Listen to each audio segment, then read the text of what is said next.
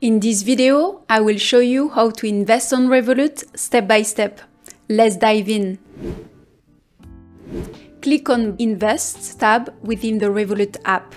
Click on Add Money to fund your investment accounts. Select the currency you want to use, for example, Euro. Enter the amounts you wish to add. Revolut will display the equivalent in your selected currency. After adding funds, click on Trade. This section allows you to search for and choose specific stocks. Search for the stock you're interested in.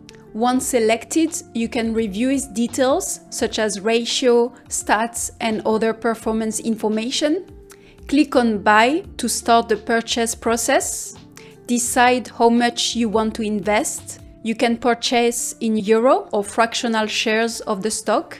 A note here, if the market is closed, share-based orders may not be available and you will need to wait for trading hours to resume. That's it. Now you know how to invest in stocks using Revolut.